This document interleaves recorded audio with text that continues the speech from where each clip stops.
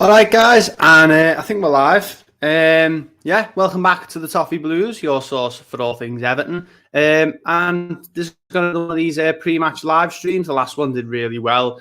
Got lots of people coming in. We're going to have Paul joining us as well at some point. So, yeah, should be really fun. Obviously, Everton versus Leicester tonight. Just going to wait for a couple more viewers to get into the stream, and then we'll go straight into the team news. Let's see if we can get some viewers in.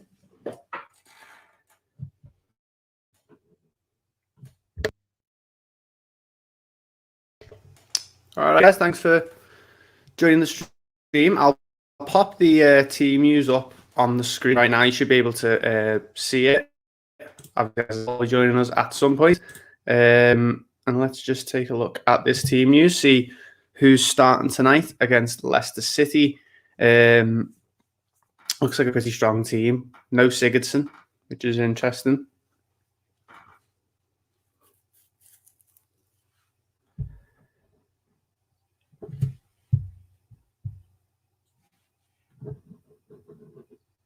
Let's try moving this and put it back in.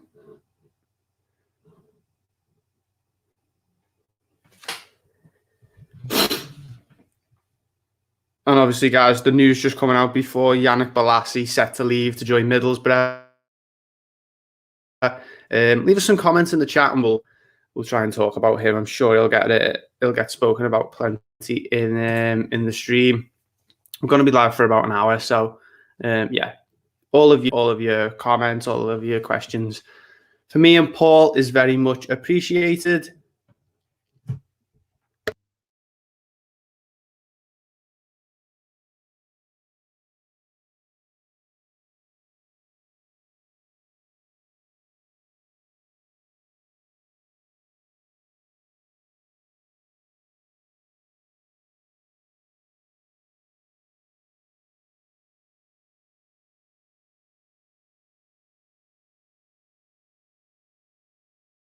Okay, guys, I'll just read the team news out. Yeah, it looks like no Sigurdsson, Davis and Gomez together.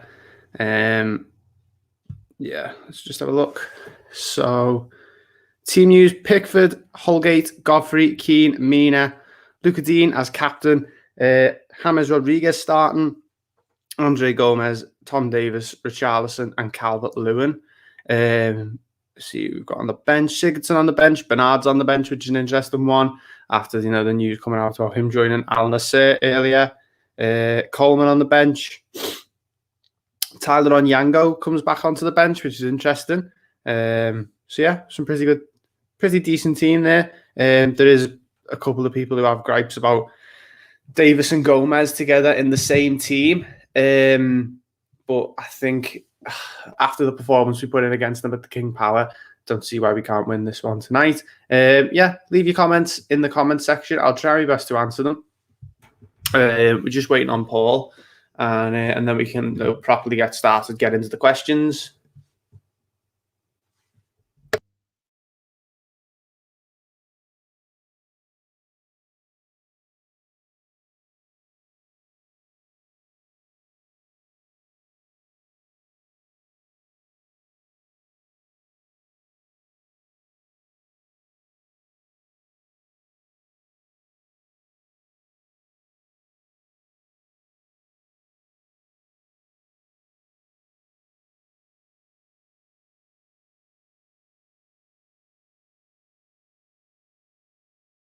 Erwin Koeman, thanks for coming back into the stream. You're obviously good supporter of the streams. You've been in quite a few, haven't you? Tosin not on the bench. No Cenk Tosin on the bench. I think that was the same as Sheffield Wednesday, completely left out, which is interesting. Obviously, I think he's still going to leave. It's getting quite late in the window, though, so hopefully we can push him out before the end of the window because he's just sitting there at the moment. Some interesting news about Bolasie, though. Glad to see that one's happening. Paul Joyce, who seems to get stuff right near enough all the time, he's reported on it and said that he's set to join them. There was the news about Bernard as well, so hoping that hoping we can get the couple of outs out before the end of the window. 2 goalkeepers on the bench again, but made up to get to watch James Rodriguez again, which is going to be really good. Found lots of space in the last game. He was brilliant against Sheffield Wednesday, so hopefully we get to see more of that tonight. Jeremy Hankinson, thanks for joining the stream, mate. It makes sense to play Dean on the wing. He has the best delivery in the team on a plate for DCL. Yeah, I completely agree with you there, mate. Played so well there against Wolves, and with Calvert-Lewin and Richarlison up front, there's going to be plenty of opportunities with him whipping them in from the left-hand side. So really, really excited to see him playing a bit further forward and Coleman dropping to the bench as well. I'm not sure on Leicester's team. I'll actually have a look because, maybe he's had to think about that. But yeah, thanks so much for all of your comments, guys. We've got Paul joining us in a few moments. So, yeah. But yeah, Dean on the wing seems like a good tactic. Could be a masterstroke from Ancelotti. Could end up winning us the game, hopefully. We never know. It's Everton, isn't it? We're going to have Paul joining us now, guys. Hello, mate. Can you hear me? Yeah, I can hear you, mate. Thanks for joining. No worries, mate. Sorry, it was a bit late then. I've actually not seen the team, so could you go ahead and read it out? Read it out to you now, mate. Team news tonight: Gomez and Sigurdsson starting together, which is a bit of a questionable one. Luca Dean starting, Coleman not in the team, on the bench. Team is Pickford, Holgate, Godfrey, Keane, Mina, Luca Dean, Rodriguez, Gomez, Davis, Richarlison, and Calvert-Lewin. So it looks like it's going to be probably maybe Dean and Rodriguez on the wings with Gomez and Davis in the middle. Or maybe it's going to be like a five at the back, but we don't really favour that anymore, do we? No, not really. So Godfrey's starting at left back and Dean's on the wing. Yeah, I think. Well, we had a good comment there from Jeremy who said, makes sense, doesn't it? Because he did it against Wolves. Looks like it could be another one of those tonight. Holgate at right back. Hopefully that'll be an interesting one because he's been playing well there recently. The same 2 centre backs, Keane and Mina, who are in great form. Luca Dean's captain as well tonight, which is a good sign. I like to see him captaining the team. Tyler Onyango's on the bench again, mate. And as well as Anthony Gordon. Iwobi's not starting, which is an interesting one. Carlo said, didn't he, that he'd recovered from his knock, but he mustn't be 100%. So he's probably one. If he plays at all, it'll just be when we throw him on in the last 15, 20 minutes if we're chasing a goal or something, or if we just need to get someone on the ball to dribble at them and make them work for it. So I'm not shocked that Iwobi's not starting, even though Carlo said he was okay. And Bernard's on the bench, even though he's being strongly linked with a move now. Al Nassr seems to be his destination, and he's on the bench tonight. Yeah, sorry. Yeah. I don't buy that myself personally. Yeah. I mean, the link that it's come from, is it Sport Witness or somebody? I think so. Yeah. They basically just report secondhand stuff that's already been on social media for days beforehand. So I don't see Bernard going out on loan with whatever it is, a €4 or €5 million buy option at the end of it. What's really the point in that? Because we had a better offer on the table in the summer from Roma, and we said no to that. So why would we take less money now, right at the end of the January window, unless Carlo is just desperate to be shot of him? And he doesn't really strike me as that type of character where we just got to get him out the door as soon as we can. I'd take that link with a pinch of salt myself. It took my eye the loan till the end of the season with an obligation to buy. I don't think that's really a reasonable rumour, if that makes sense. Not really believable. Tosin not on the bench. Obviously, we'll get on to Yannick Bolasie in a bit, guys, because there's some big news coming about Yannick Bolasie. Lossell should go now. No point in being here. Yeah, I completely agree with you, mate. 2 goalies on the bench again, Paul. Yeah, that shows you how thin our squad is when we've got to put 2 goalies on the bench. We were even doing that in the first few months of the season when we were having to put Virginia on there and at the back end of last season.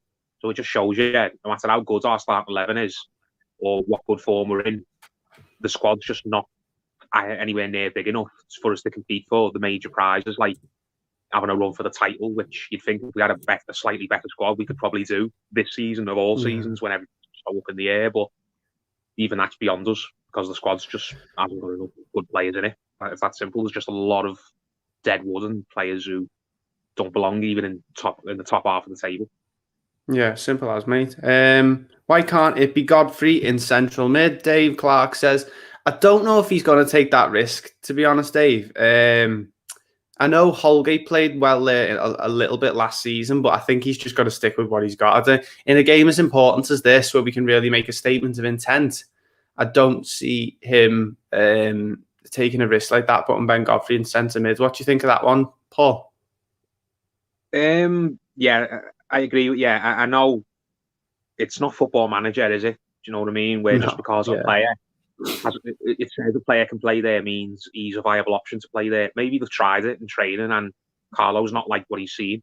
And they always say football's hard enough game to play when you're playing in your proper position, never mind in a position that you're not fully suited to. So I think unless we were absolutely decimated by injuries, we're not going to see Holgate or Godfrey play in a midfield role, really. What's the point? Like, you're not going to try and convert either one of them long term, are you? So there's no point putting either one of them there unless it's just absolutely unless it's an absolute necessity. Yeah, so really, you haven't got anyone else in the squad fit who can play there. Yeah, so yeah, exactly. Yeah, I've got no problem with not playing Godfrey or Holgate in the midfield because neither one of them's going to be a midfielder long term. They're both defenders. They should be playing them in defence 9 times out of 10 if they're going to be starting. With how good Ben Godfrey's been at left back, I wouldn't want to jeopardise him in midfield. And Erwin Koeman's put his own reply into that one. Carlo said he knows about Holgate can play centre mid. Be interesting to see the formation. Yeah, be interested as soon as it gets started, really, to see how we're lining up without Decore in midfield. Falcon Blues TV has joined the stream. Thanks, mate. Obviously, go check out the Blue Boys Network. I was representing the Toffee Blues on the Blue Boys Network stream. He says, is that a Jim Cornette picture in the background? Wouldn't mind seeing Holgate play centre mid. He done well last time versus Man United. Yeah, go on, Paul. That's your question, Matt. Yes, it is. Yeah, me and Terry are fans of his, and he came to England a couple of years ago to kind of do like a meet and greet, and we went along to it, and I got I had a T-shirt with his face on it that I got signed. So yeah, that's what that is. Yeah. And what was the Holgate centre mid? Holgate centre mid.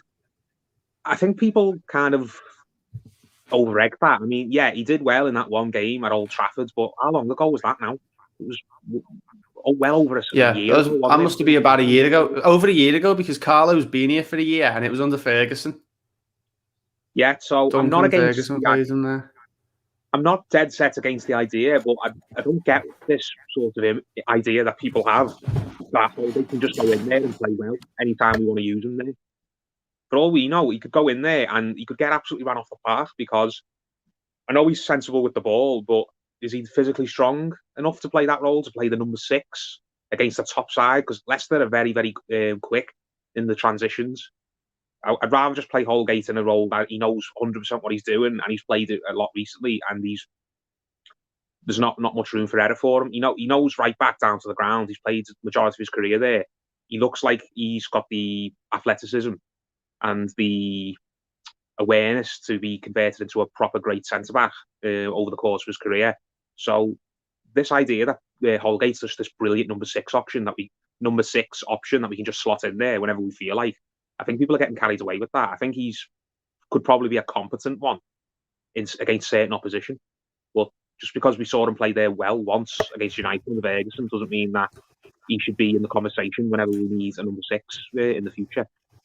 Yeah, I agree with you on that one, Paul. Romelu Lukaku played right wing for one game under Roberto Martinez and had an absolute belter against Arsenal, and then never played there again.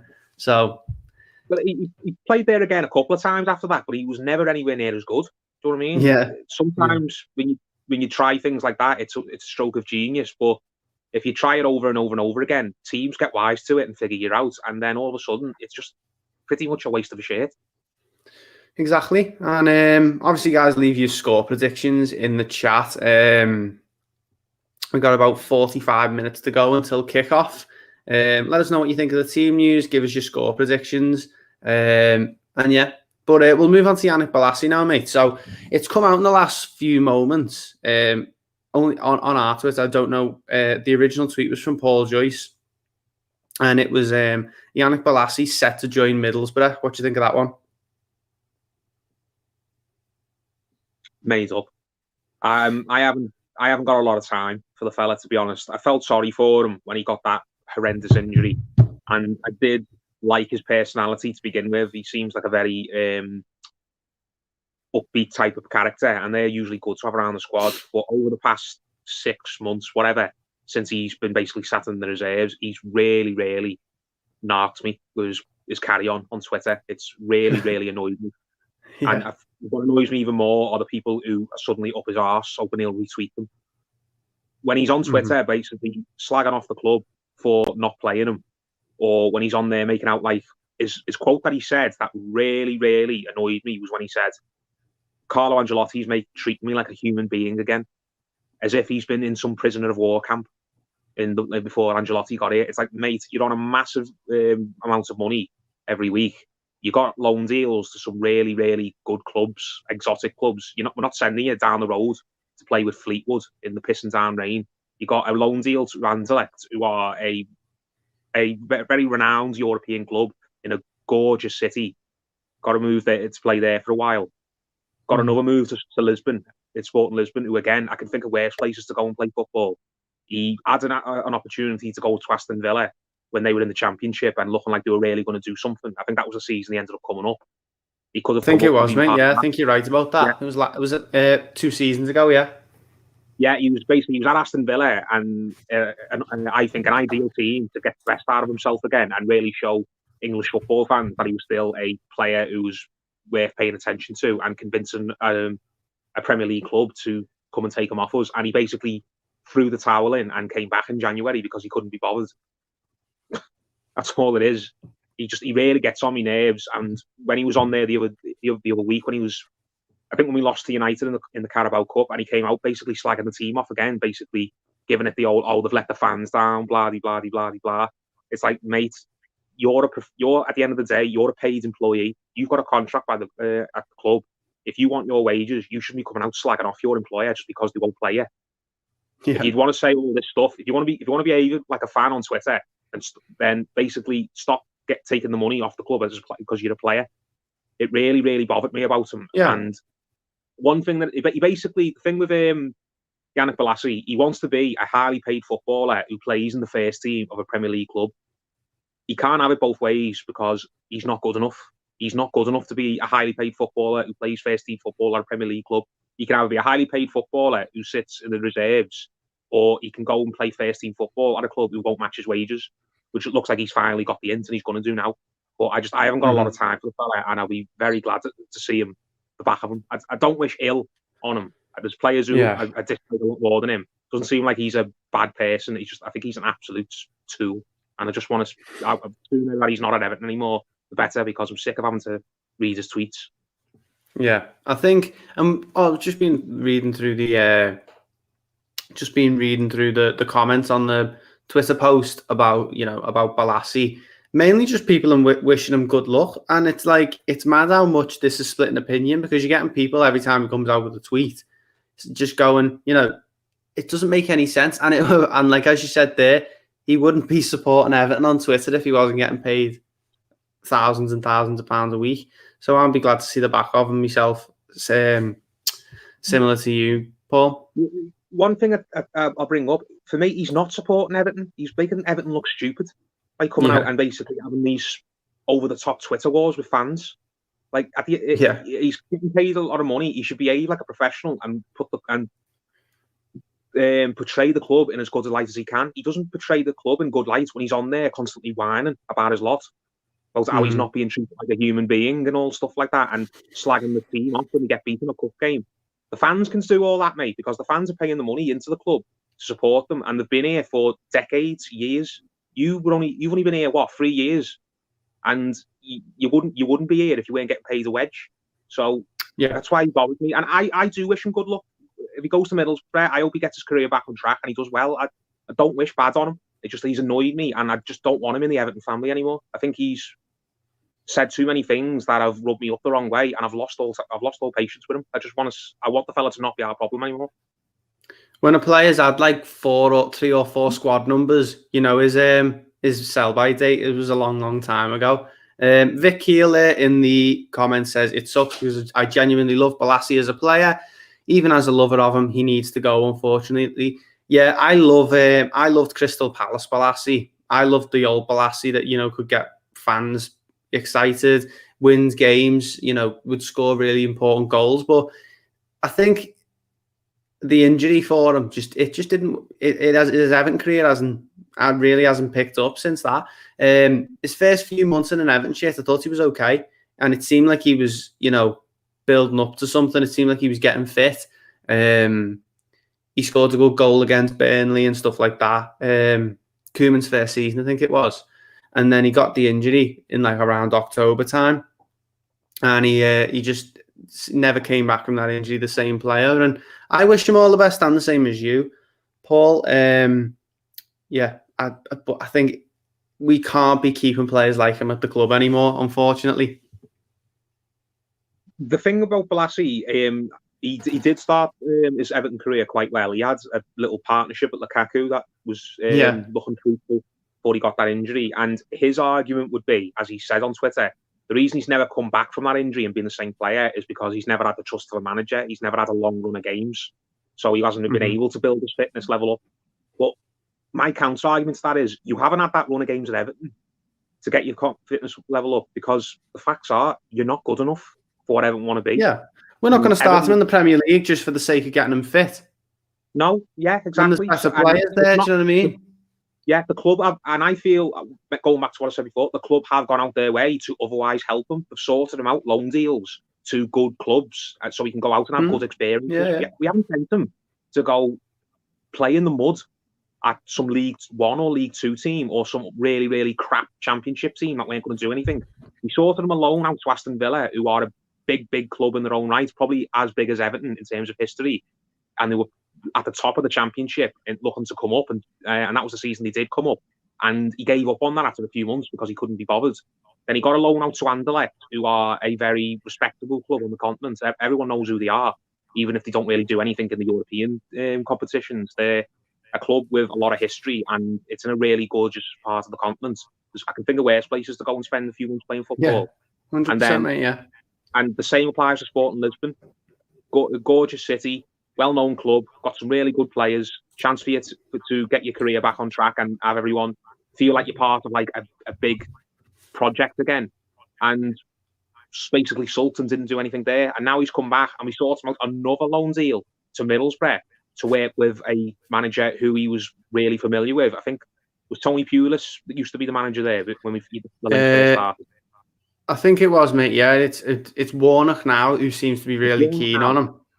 It was Warnock now, but he's been basically linked with Middlesbrough for about 12 months, roughly, and it used to be Pulis. So we sorted him out another loan move to go play for another club that were looking to get promoted under a manager who knows him and gets on with him and really believes in him. And he turned his nose up at that back in the summer because they wouldn't meet his wage demands. So it's like, what else do you want? Seriously? Well, I know what you want. I've just mentioned it. You basically want to be a first-team footballer at Everton, and the facts of life are, mate, you're not good enough to be a first-team footballer at Everton. So stop moaning on Twitter. Yeah, simple as, mate.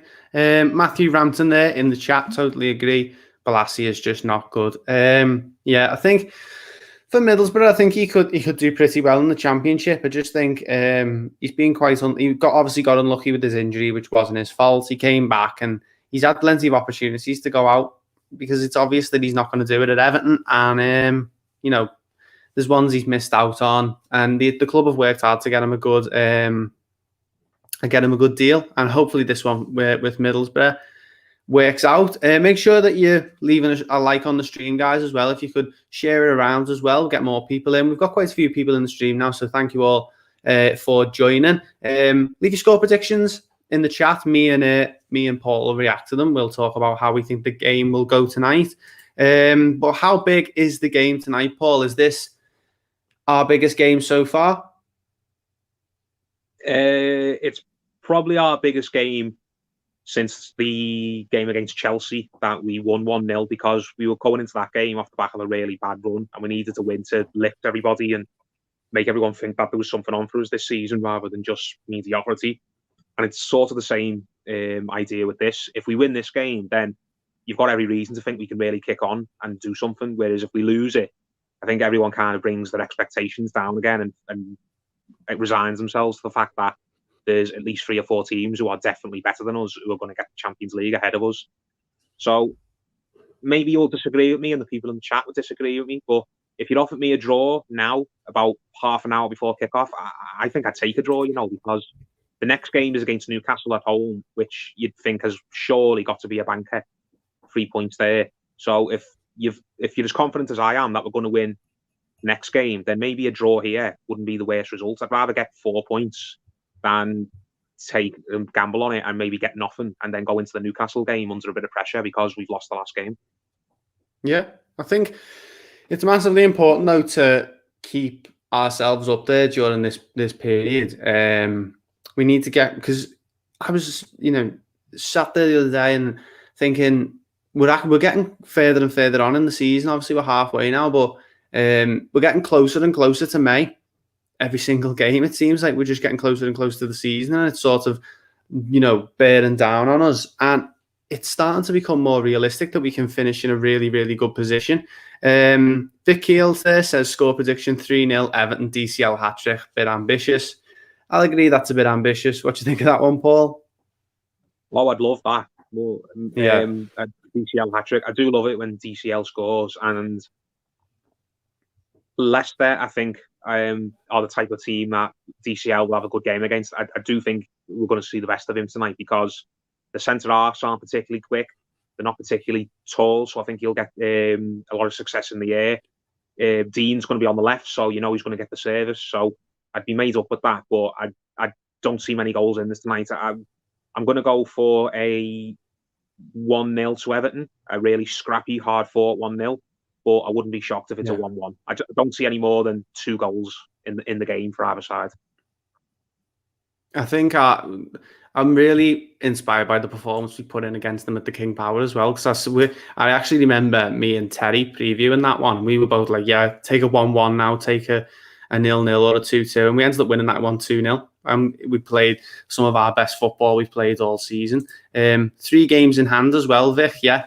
But we've got to try and win all of them. I think we need to, not think, oh yeah, but we've got games in hand. I think we just need to try and win every game, mate. I think that's what's important right now. I'd always rather Joe Moore on the board than the games in hand. Yeah, myself. 100%. They make me nervous, games in hand, always. I remember, was it 13-14 under Martinez where we had a game in hand against Palace and lost it for top 4 or something? Yeah, he dropped McCarthy, didn't he, to rest him and played Barkley in the deeper role, and it just didn't work. It didn't work in the sense that we didn't win the game. We still played all right, and we were still at the majority of the chances. It's just Palace came and did a job on us, essentially, and it was just one of those kick-in-the-teeth type performances that ended up costing us dear, as you said. That's why games in hand really, get me. I sort of worry a bit about games in hand, obviously. Vic there again. Hopefully we win them all. Not impossible. Erwin Koeman, Bolasie scored in that game. Yeah, probably did score again. For Crystal Palace in that game. Wow. Well, I don't like him even more now. Good fact that, Erwin. You've completely wound Paul up there. Joe Moore, going back to your comment there. Don't see why we didn't spend in January. Haven't got the depth to challenge top 4 as well as we could. Best chance we've had in years. I agree with this one to an extent, Joe. I think this is a really good chance for us to finish as high as we can. I just don't think the options that the manager and Marcel Brands wanted were there, and we're not going to go out and buy for the sake of it at the risk of unsettling other players. What do you think of that one, Paul? I don't think we can buy. FFP is at its limits, so the money is there to go and buy someone. We can't overstretch ourselves. Matt Brands has pointed that out in the last 2 or 3 AGMs that he's been here for.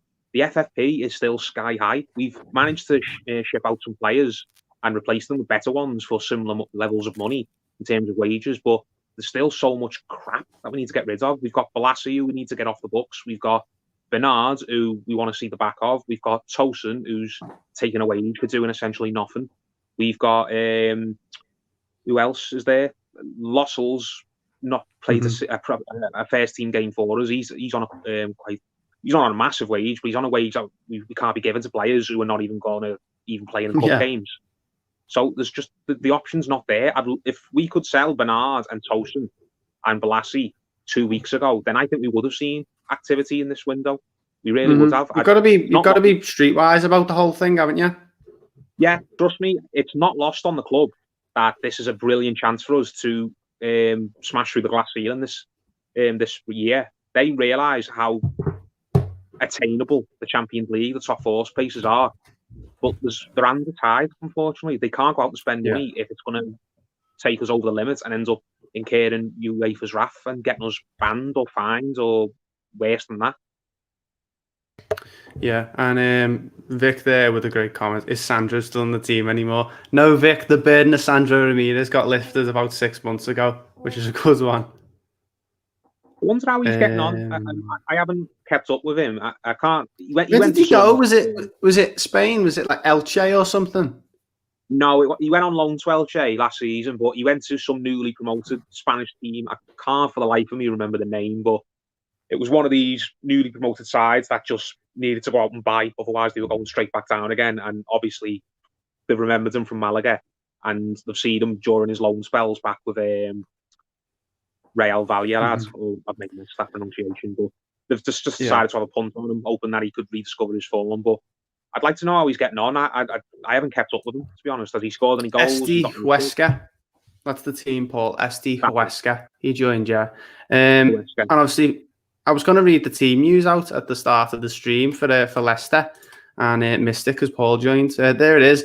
Schmeichel, Fofana, Evans, Justin, Castagne, Ndidi, Tielemans, Albrighton, Maddison, Barnes, Perez. Really strong Leicester team, obviously, but missing Jamie Vardy. Who's their centre forward in that side there? I think it'd be a Jose Perez. I think it'll be. I didn't know Mark Albrighton was still at the club, if I'm being honest. I thought he'd moved on. That midfield, looking at it, looks like it's going to have Sigurdsson and Gomez on toast, because they've got in that Indeed, he's a man mountain. He's going to eat them. Yeah, he's a brilliant player. Yeah. This was a game that we really needed Decore in, and what a game for him to be missing for. So that's why I don't think we're going to be scoring hatfuls of goals in this. I just don't think we'll get many chances, and we need to make the most of the chances we do get. But Perez, I don't really think he can lead a line against the likes of Keane and Mina. I'll be very, very annoyed if score passes. Can someone turn that into a GIF or something for later on when Jose Perez has just bagged his hat trick? No, don't do that. Sandro plays for Huesca and has played 8 games and got 2 goals with 1 assist.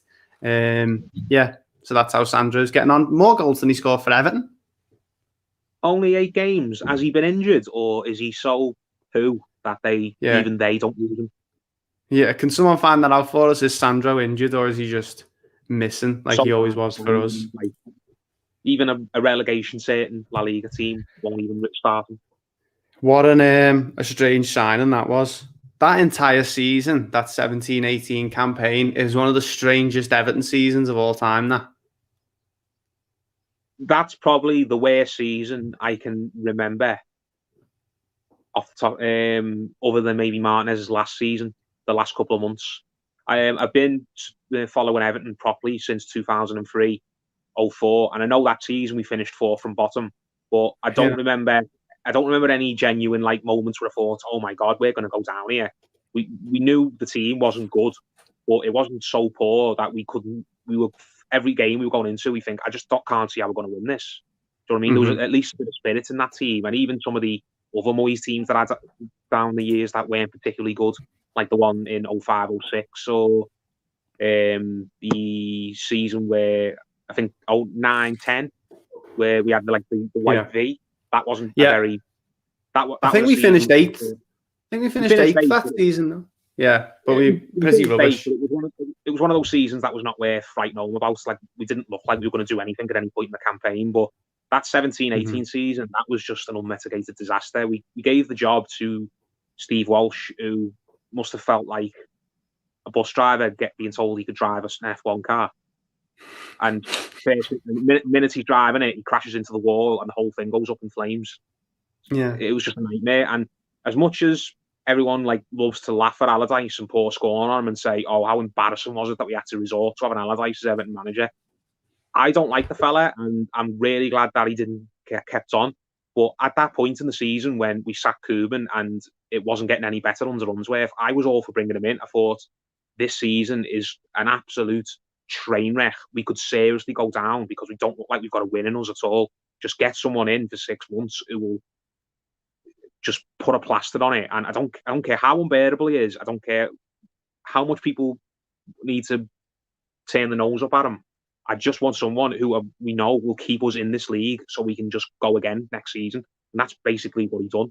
It was just one of the worst experiences ever. The only thing that comes close to it was that final few months under Martinez, where I just got so fed up listening to his ramble. Honestly, yeah, do you know what? That might just about push it, that whole season. But that whole season, 17-18, was like a really weird comedy series with the strangest characters. Like, who's it just put in the chat there? Vic's back in the chat there with Henry Onyekuru. So you got I think the only player who survived that season was Michael Keane, wasn't it? Who's still here now. Pickford as well, but Michael Keane's the only signing from that era who's really come out. Oh, and Pickford, yeah. The only signing from that regime that's kind of grown and become better, and everyone's glad that we got him. Pickford's, everyone's made their minds up on. It doesn't look like there's any way back for him. Sigurdsson, I've said on the record how much I don't like Sigurdsson in general. Sandro, we spoke about. Klassen. I think is an okay footballer. I just was not suited to the Premier League. It was just really bad scouting, to be honest. Anyone else? Rooney. I was against Rooney coming back. Rooney had some good moments, and I'll still argue with people to this who still feel that Rooney did well for us, and that Rooney was worth bringing back. But I don't agree. I thought Rooney. I thought it sent out the wrong message. That this didn't send out the message of this is a club looking to kick on and do things. That sent out the message of this is a club that will have other clubs cast-offs and make a big fuss of him. We were the bargain bin of the Premier League at that point. Eugene there in the chat tonight's referee for the Everton match is Mike Dean. Thanks for filling us in on that one, Eugene. Wasn't sure who actually was the referee tonight. I can't remember. We haven't got a very good record with Mike Dean, have we, Paul? Do you know? I couldn't tell you. I don't think so, because he's one of those referees that I don't like, and I mustn't like him for some reason. It must be because he doesn't tend to go our way. I'm just looking now, though. We've had one result go our way this evening. Burnley have beaten Aston Villa. That's good. Just full time there, yeah. Full time there. Burnley 3, Aston Villa 2. Chelsea and Wolves are still 0-0 as well, and they're just about to go into stoppage time. So results are going the way at the moment. They are. Hopefully, Chelsea drop some points there. They've got a Hudson-Odoi on the.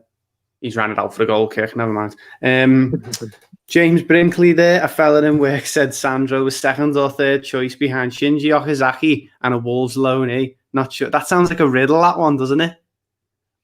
Yeah, that sounds like it does, doesn't it? It sounds like a referee. Who is second choice behind Shinji Okazaki and a Wolves loanee? And then he's followed it up was he could be telling me lies though, so I'd fact check that one. Yeah, we'll fact check it at some point, James, because I would be interested to see.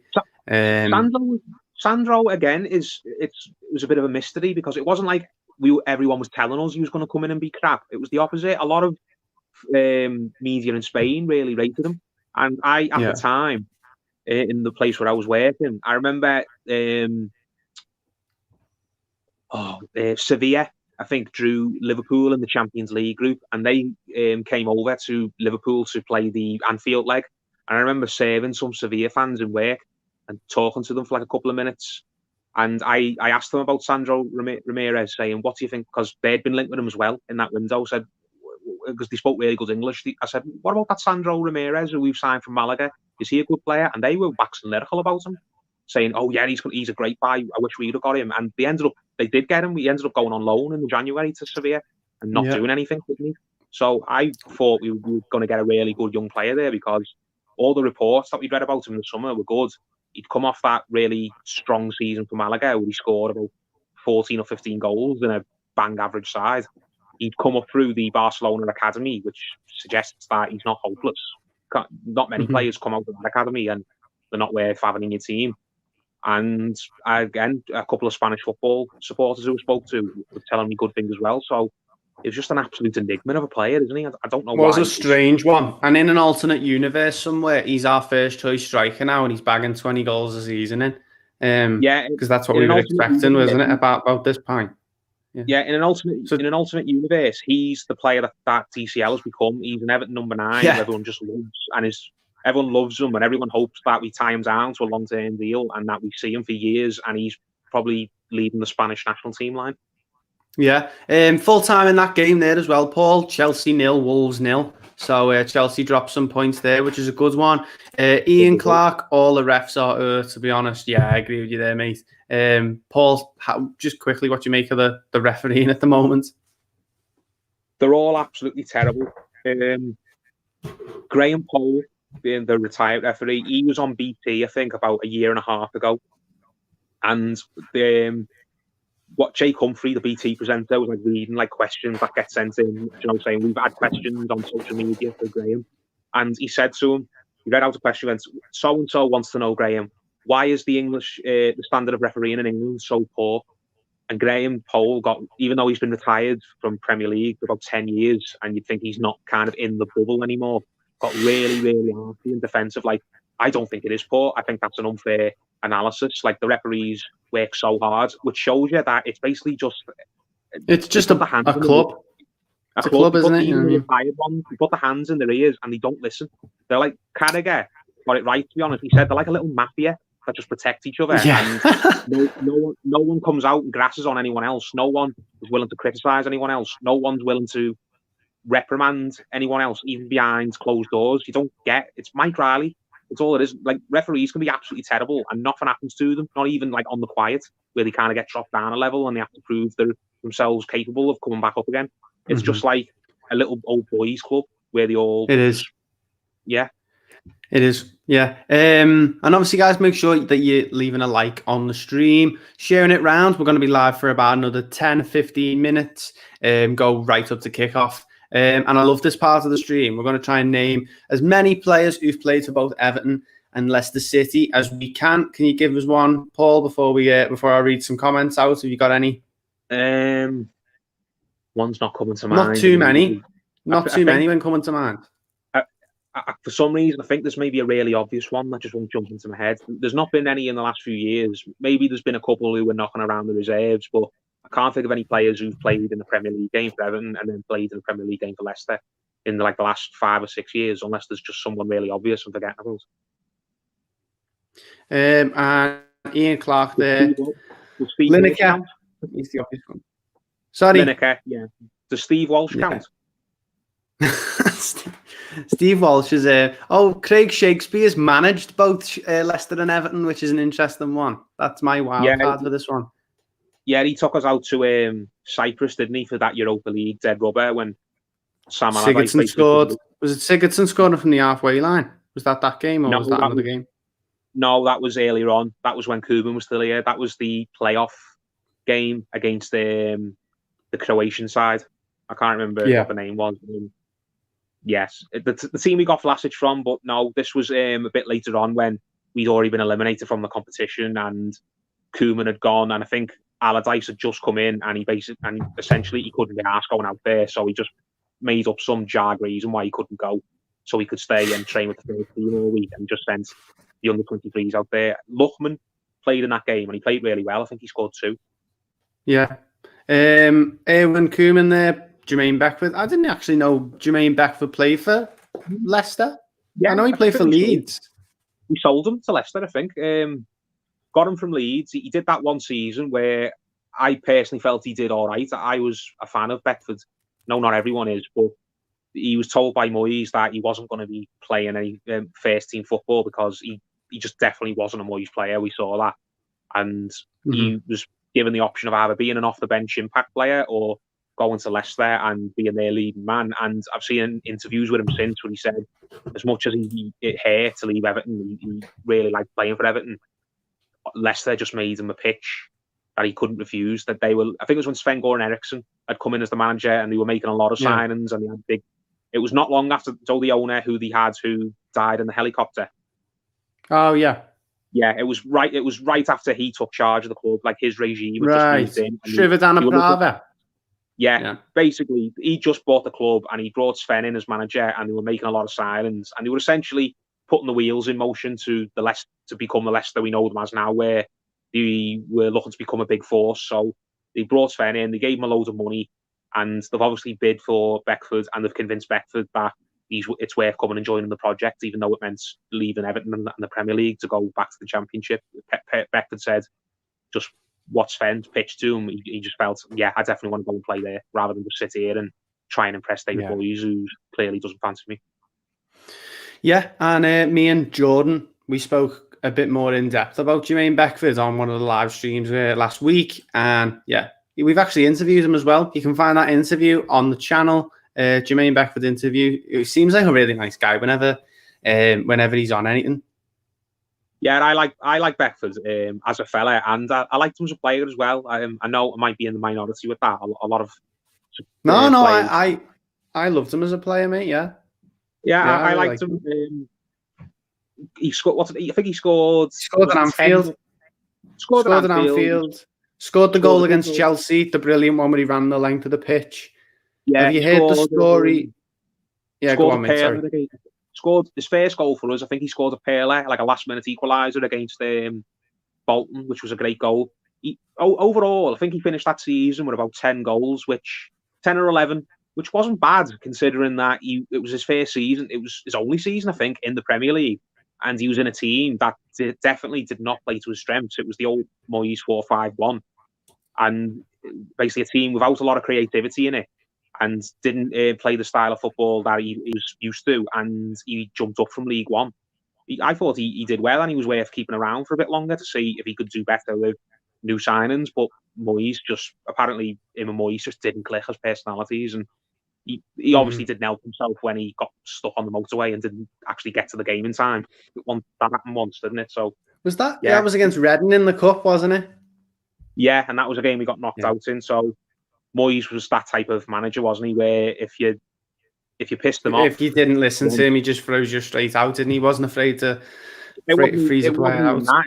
It wasn't even if you don't listen to him. I think if you did something that he was really not happy about, he didn't tend to forgive you.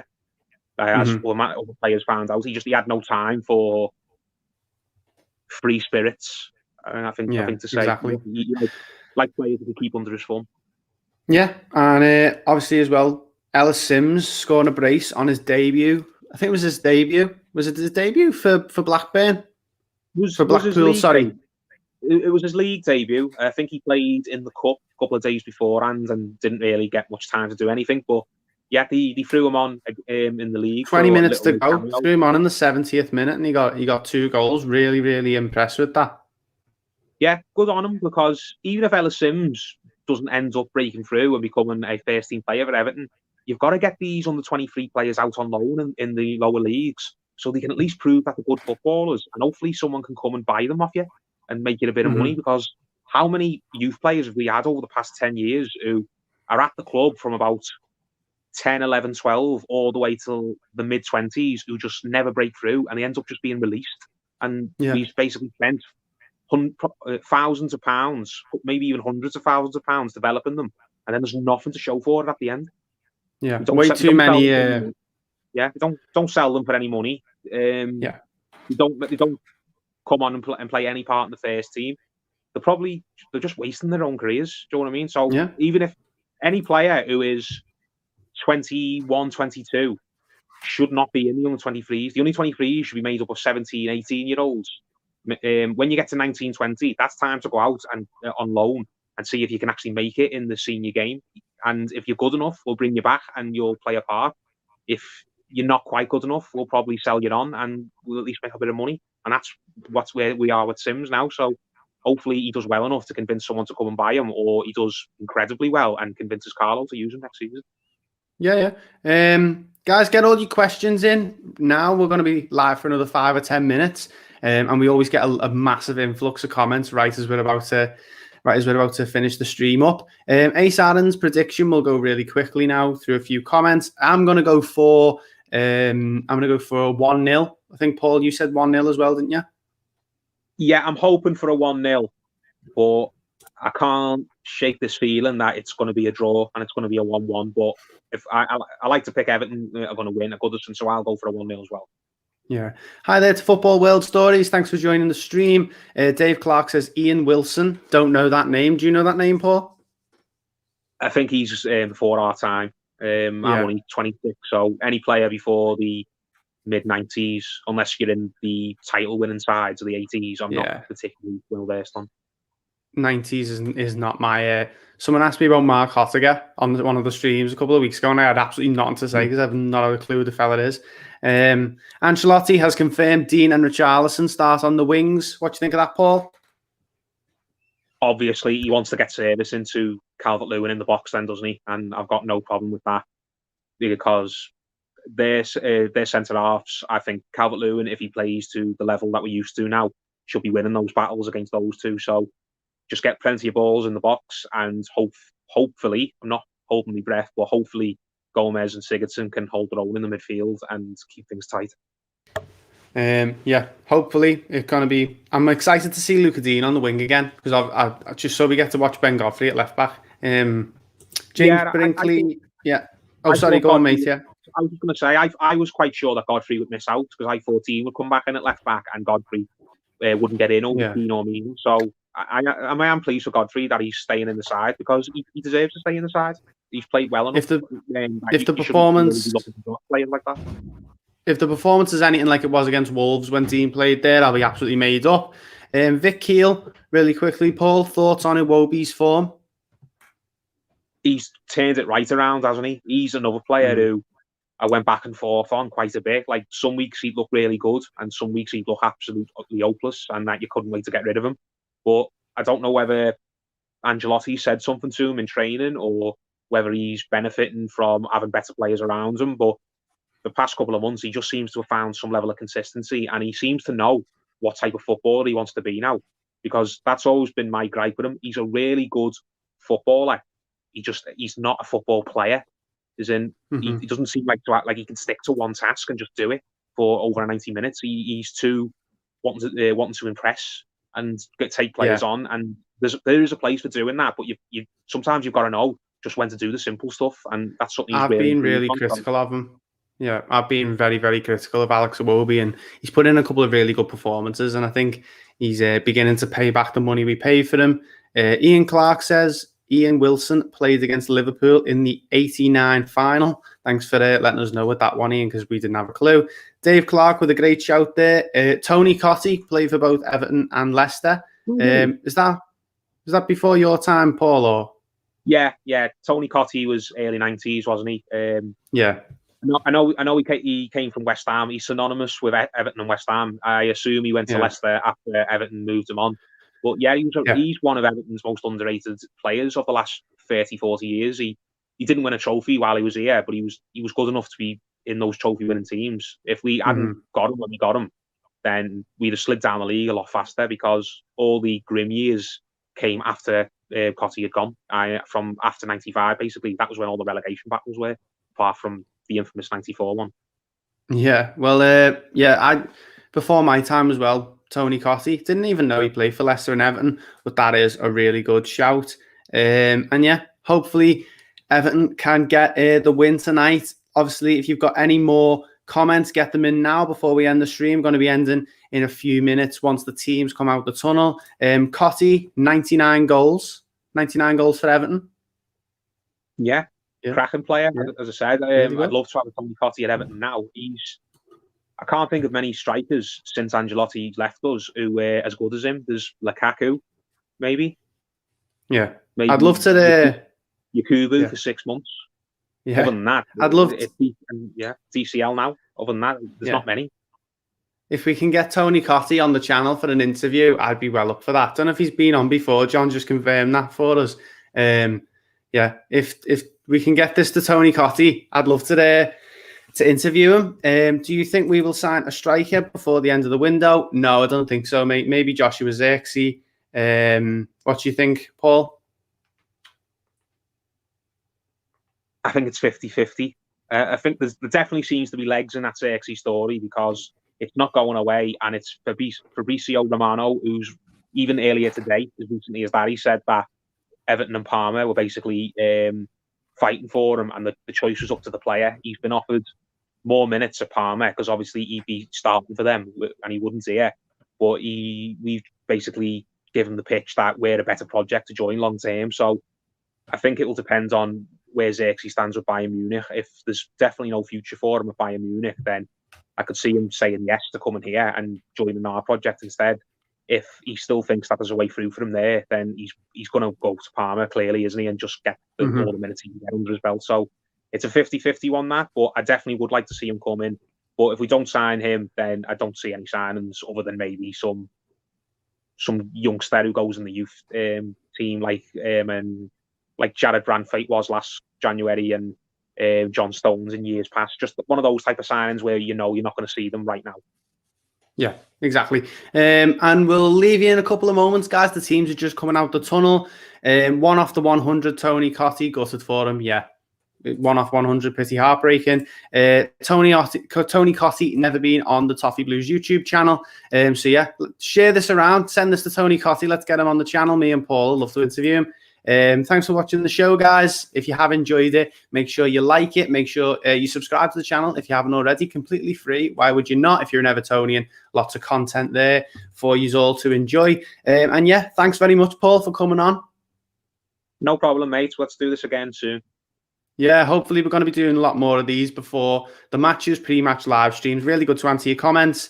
Thank you to all everyone who's commented. Ian, Erwin Koeman, everyone. I'm probably missing a couple out, but yeah, thank you very much for watching the stream, and as I said, like and subscribe if you haven't already, and we'll see you in the next one.